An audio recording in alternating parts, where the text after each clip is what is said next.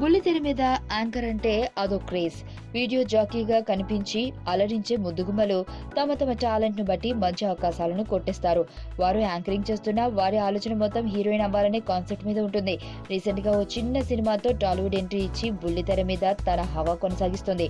TV on చేస్తే ఆమె ఏదో ఒక ప్రోగ్రామ్ లో కనబడుతుంది.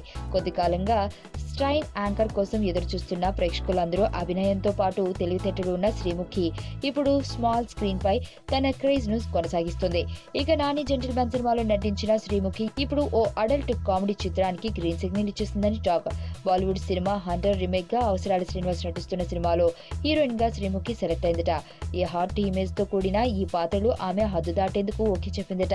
ప్రస్తుతం స్మాల్ స్క్రీన్ మీద తమ సత్తా చాటుతున్న, సిల్వర్ స్క్రీన్ మీద వీర ప్రతాపం చూపిస్తున్న అనసూయ రష్మిల తాకిడి తట్టుకునేందుకు శ్రీముఖి కూడా అడల్ట్ సినిమా చేసేందుకు రెడీ అయింది. మరి క్యూట్ గా ఉండే ఆమె అలాంటి సినిమాలు చేస్తుందంటే ముందు ఆశ్చర్యపడిన, అవకాశం వస్తే కొద్దిపాటి క్రేజ్ వచ్చి ఏ ఛాన్స్ వదలనన్న మాటను మళ్ళీ శ్రీముఖి నిజం చేసిందన్నమాట.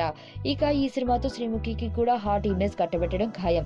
శ్రీ నటిస్తున్న ఈ సినిమాలో ముందు రెజినా కూడా ఉంటుందని అంటున్నారు.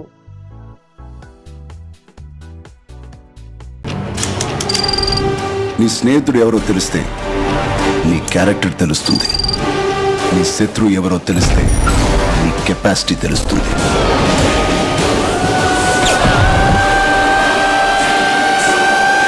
నా శత్రువుని సెలెక్ట్ చేసుకున్నాను.